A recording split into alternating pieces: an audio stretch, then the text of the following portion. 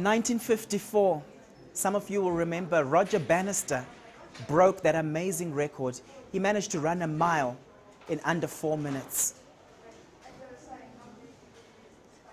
What was interesting about what Roger Bannister accomplished was that everyone else around him in the athletic circles believed it was impossible.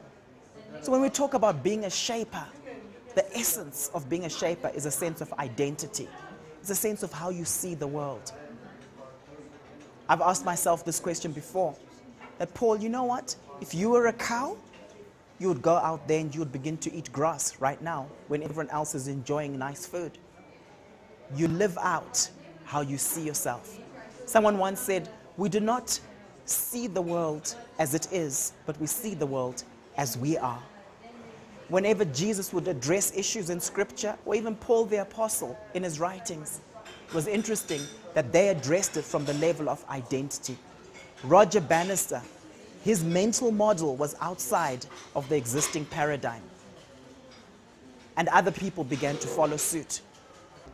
In sales, I often say to people, if someone sees themselves as $100,000 per month individual, that's how much they bring in to their company. If they see themselves that way, that's their identity.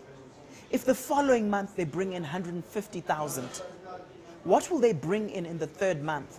And maybe people will say to me, they'll bring in 200,000. But that's not true. You know what typically happens? I'll explain to you what happens. What typically takes place is that if you see yourself as a $100,000 per month individual, and the following month you bring in 150,000, typically cognitive dissonance takes place. You think to yourself, well, I was lucky this month. Or it was a fluke month, some people will say.